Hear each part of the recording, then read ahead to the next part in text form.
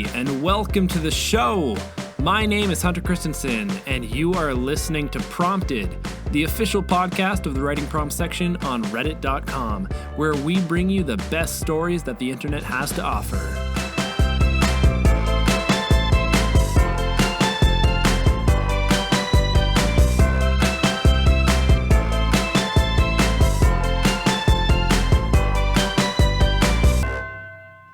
I am excited to bring you the show, along with all the other moderators at Writing Prompts, who I also know are very excited. We have created this podcast to showcase the Writing Prompts community and all of your wonderful work. We're also creating it to introduce people who are unfamiliar with Writing Prompts or who aren't yet part of the community. So, since this is our first episode, let me introduce to the layman what Writing Prompts is. Writing Prompts is a place for creative writers of any kind. Writers submit prompts, which are then the basis for short stories, poems, and any other kind of creative entry which you can imagine up. The purpose of Writing Prompts is to inspire and encourage writers to create, to make something, to get out there and do that thing you want to do, which usually comes in the form of sitting down and just writing. The Writing Prompts community is awesome, and we want to thank all of you for making it so awesome. Using this podcast as a platform, we want to do a couple of things. First, we want to better serve you guys by sharing news, events, contests, and just keep you all in the loop. But most importantly, we want to share your stories. So every episode, we are going to read several entries that were submitted by you. Yes, you, the person sitting there and listening to me right now. We're going to share your stories on the show. We hope you'll not just find this entertaining, but also inspiring, so that you can get back to where you should be, writing.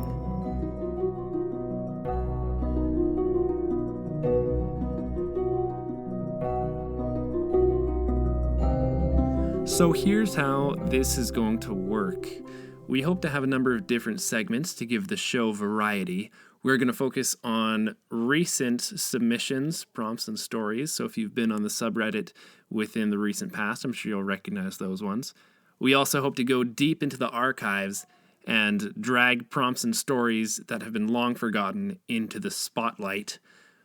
We are going to have interviews with people of interest, whether it's writers or moderators. This episode, we have an interview with the founder of Writing Prompts, Ryan Kinder, so you have that to look forward to. And one of my favorite segments is we take one prompt and then read multiple submissions to see how different writers have tackled the same prompt. So with no further ado, let's jump right into our first prompt. So this was submitted a few weeks ago, and it goes like this. World peace has been achieved, and the first crime in centuries has been committed.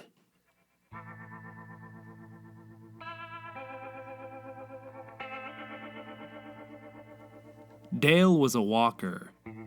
It had almost become a derogatory word, a person whose job was so menial and filthy that it couldn't be done virtually. Not programming new games or creating new objects for the virtual marketplace. No, a walker had to actually leave the simulation tank to do the job. And there were so few walkers left. Most jobs were left to automated drones nowadays. Growing food, maintaining the world's infrastructure, sim tank repairs, all done by robots now. Dale was one of the few remaining humans who still saw the sun every day. He was the sole human mechanic for DeWitt Sims, makers of the world's most popular sim tank. The best connections, the highest resolution, the fastest neural implant network, they were the absolute best, and that's why Dale had so little to do. They almost never broke down, and when they did, the bots went and fixed them. But the law required at least one human overseer, so that's what Dale did. He'd been called into the home of Ms. Powers when the robots couldn't identify exactly what was wrong with her machine. Understandably so. No one had ever seen a case like this. They hadn't been programmed to understand what murder was. He stared at the body still sloshing about in the sim tank. The fluid was not the normal milky white, but was a deep crimson red. He'd never seen a corpse in real life before. No one had. The tanks were all equipped with vital sign monitoring and would summon a whole different team of robots upon a natural death. No walkers required for body disposal. But this young woman's sim tank had been unplugged, ripping the victim out of the virtual world. And the same blade used to slash the wires connecting her to her peers was buried deep in her chest. Her co-workers had become concerned when she missed the deadline on an important advertising campaign, and her boss realized that she hadn't signed in over 2 days. How long had it been? Dale tried to think back to his classes way back in school to figure out when the last murder was. History hadn't really been emphasized very much, and he'd never had an interest in it anyway. Just one war after another that all blurred together into all of a bloody human history. And the killing had only stopped once machines had been invented to supply humans with everything necessary to live out their lives peacefully in sim tanks. There was no more fighting over material goods when they could simply be copied. No one ever bothered to leave their virtual lives anymore, so nobody was ever murdered.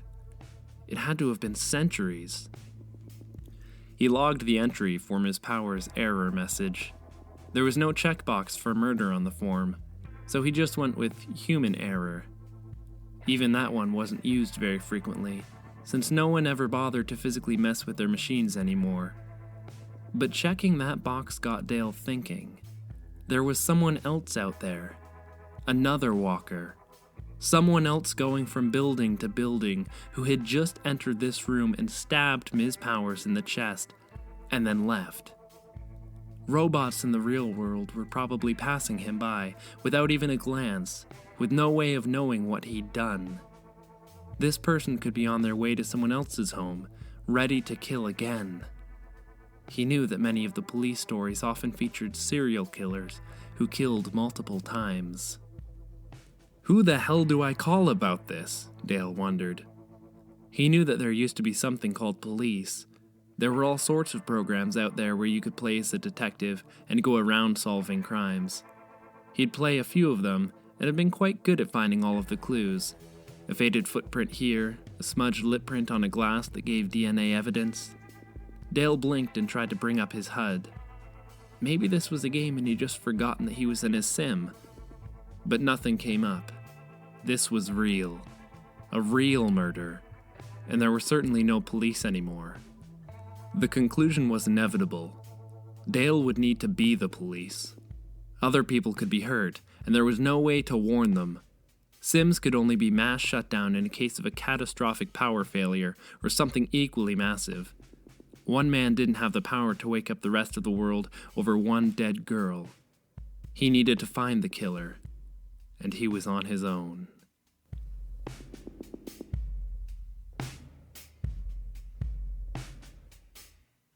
I love that story. That was written by Luna Lovewell, and the prompt was submitted by Neondangel. I think that's the beginning of an excellent detective novel that I would love to get my hands on. But, on to business. For the next prompt, we are going deep into the archives to bring you this gem. As you die, you travel down the bright tunnel, and then everything turns to black. That's when you hear it. Greetings, prisoner 11384. You have served your sentence. You are free to go.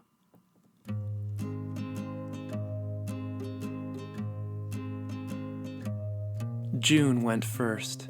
That was just her way. We both knew it was coming. Well into our 90th year of life, having been together for 60, we may as well have just been a single organism. Not a single person, alive or dead, knew either one of us better than we knew each other. "I'll be the first to go," she'd said suddenly. I had laughed and told her not to be silly, that I had to go first so she could be sure I actually did it. She'd simply smiled sadly and patted my hand in a comforting way. "I'm serious, Jeb. I can feel it." And she'd been right, as she always had. I had watched her slip away, watched her breathing grow shallower until her chest barely rose, then simply didn't rise again. My heart broke, and in that moment, I knew I wouldn't be far behind her. I stayed just long enough to make sure she passed comfortably. "Don't worry, June," I had thought to myself as I increased the morphine drip in my arm well past the overdose mark. "I'm right behind you. It's always been a cliche, but as I slipped from this life and departed for the next, I found myself in a bright tunnel. Light rushed towards me, and I could hear her calling to me, beckoning me forward. I reached the light, and everything went black. As I scrambled around in the darkness, a booming voice stopped me in my tracks. Prisoner 11384, your life sentence for the crime of murder is complete. You are free to go. I broke down in tears as the guards dragged me from my cell and tossed me to the pavement outside as the memories flooded back and I understood the truth. I had murdered June. I was obsessed with her and heartbroken when I discovered her affections lay elsewhere. The punishment? To spend a lifetime seeing how things could have been. That prompt was submitted by FilmmakerRyan, and the story written by OzymandianTechie.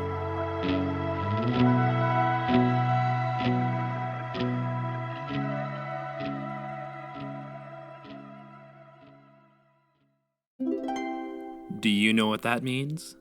Probably not, because this is the first episode. It means it's time for an interview! Why did I choose a harp? I don't know exactly, other than it felt right. And we writers are all about doing things that feel right, right? So, I have an interview here with the founder of Writing Prompts, Ryan Kinder. Ryan is an awesome guy. I was able to catch up with him for the first time via Skype, and I put a few questions to him. So here are a few minutes from our conversation. Enjoy. So Ryan, what made you decide to start Writing Prompts?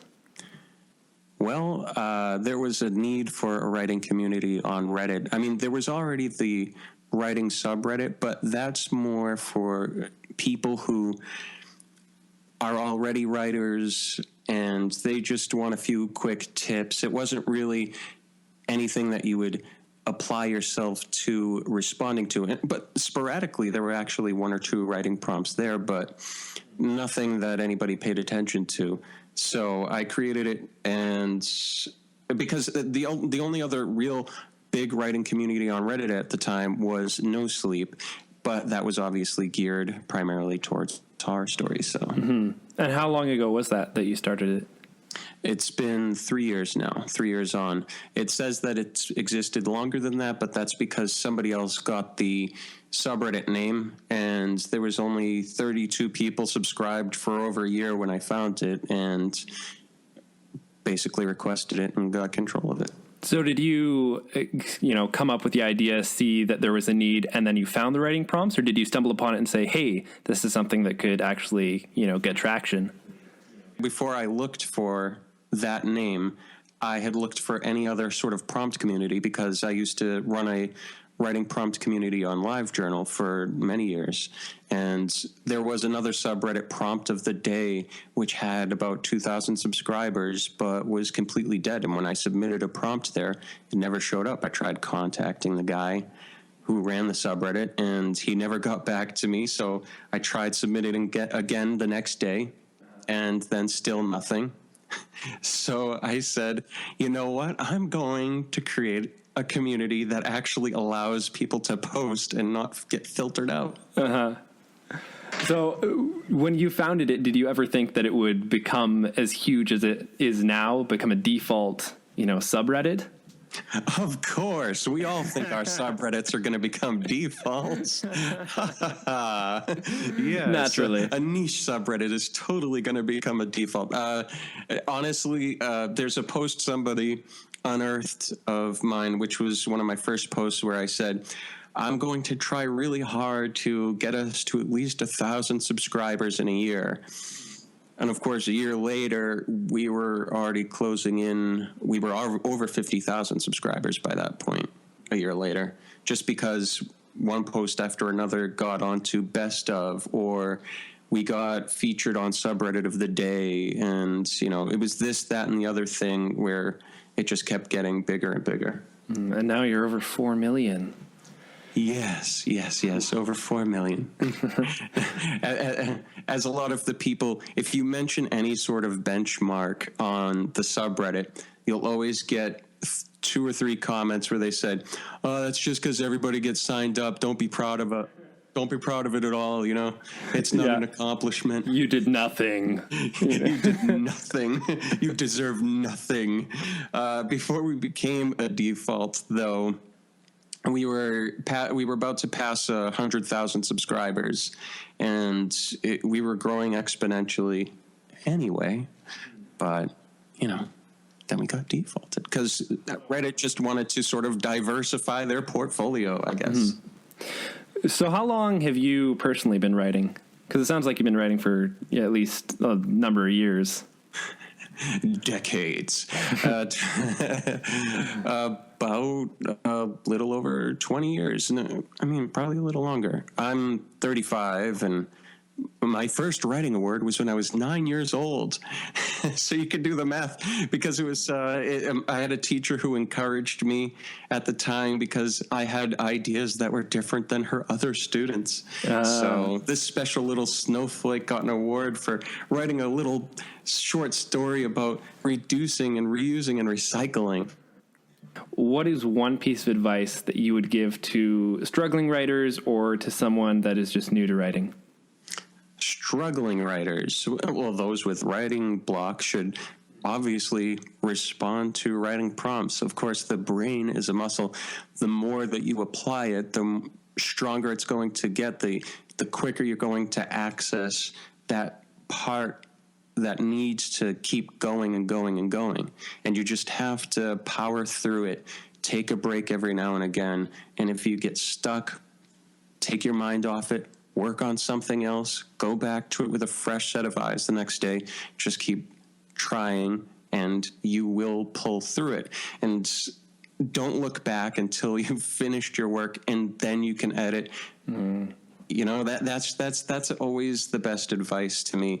And also, look up Ira Glass, New Writers, and you'll find his quote about new writers. That's specifically for new writers, but also struggling writers can learn from what he said. I would recite it, but I don't see the point. When you can read it, you're supposed to be good at reading if you're going to be a writer. Exactly. There you go. A piece of good advice and a bit of homework. Awesome. Well, thank you so much for your time. Appreciate and thank you very much. You have such a lovely radio voice. Well, thank you. You as well. Why, thank you.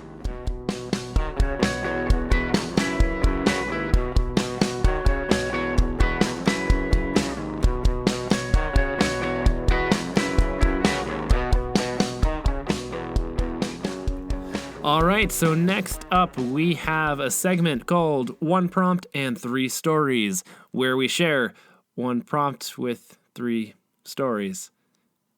It's kind of self-explanatory. So we are just going to jump right in and read the next 3 stories right in a row in response to this prompt submitted by seeMyThoughts, which goes like this. In this world, physical appearance depends entirely on personality. All babies are born identical.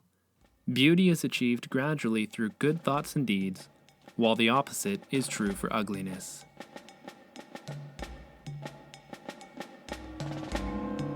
It's the unusual cases that make the news, but it's the ones that shock them that stays in the people's hearts. Growing up, children are told to trust in beauty because it's beautiful people who are good people. Ugly thoughts imprint themselves on people's skin.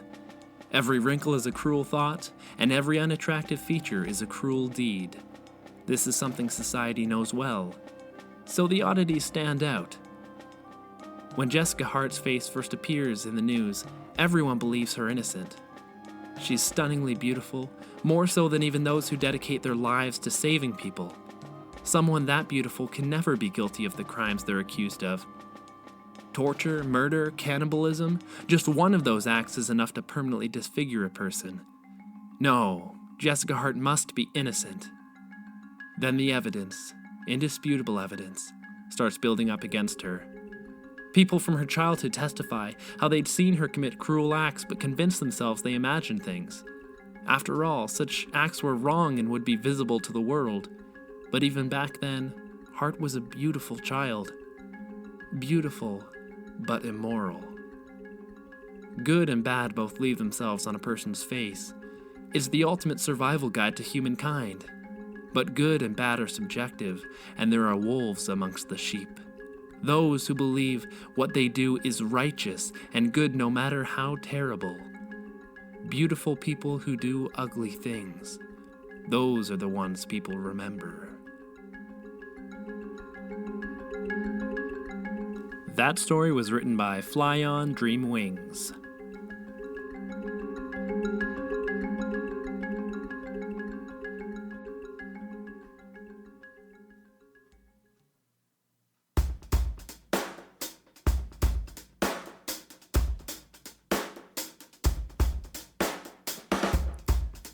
Reevel, did you puke on your face again or something?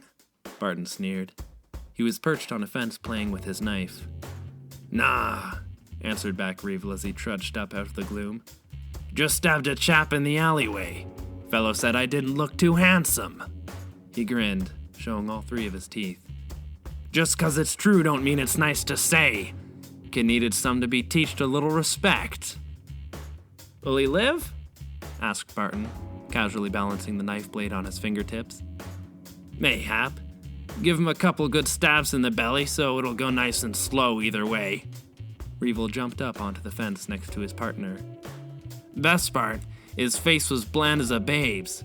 Could have been any sort of average person. No one will know who he was. So, what's on the docket tonight, friend?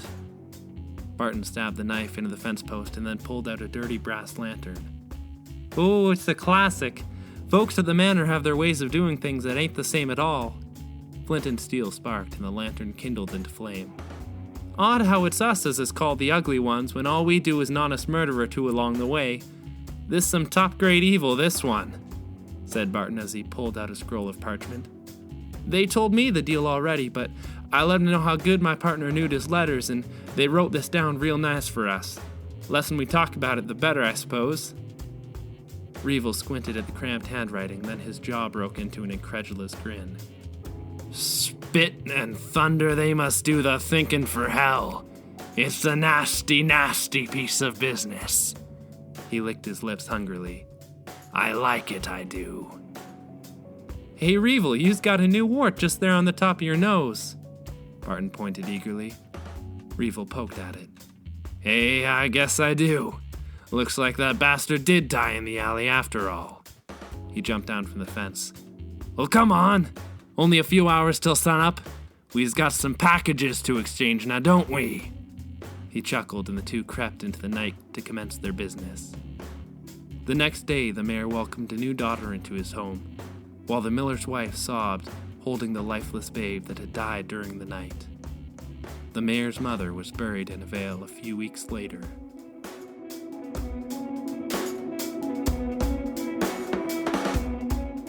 That story was written by Veryedible.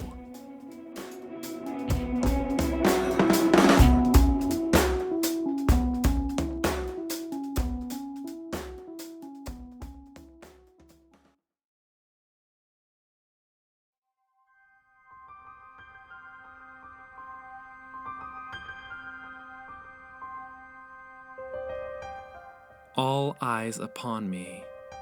All eyes. I used to be like them, handsome and just, but now their beady eyes scan me with contempt as I pass by them in the street. Their faces twisted into a look of contempt, disgust, and never pity. In their eyes, I did this to myself. We break our appearance through our actions, and I have been shattered. They leer at me, they jeer at me. A disfigured man am I, and so I deserve their hatred. I did bad deeds. I broke myself for them. They know this. How could they not know? Judged by a beautiful jury, filled to the brim with their own righteousness. 1,000 pretty faces made ugly by their scowls. For they wouldn't do it. So I had to end her suffering myself. That story was written by Khaarus.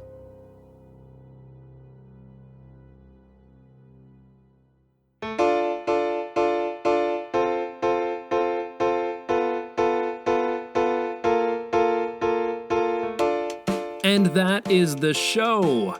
Thank you so much for joining with us and for being a part of the launch of the Prompt Podcast.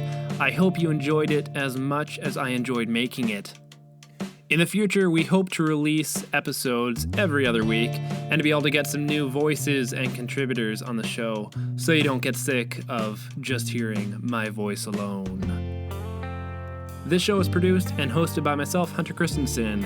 I'd like to thank Ryan Kinder and all the writers and contributors of today's episode. The podcast logo was created by artist Elena Howell. If you want to check out any of the stories that were featured on today's show, be sure to check out the show notes.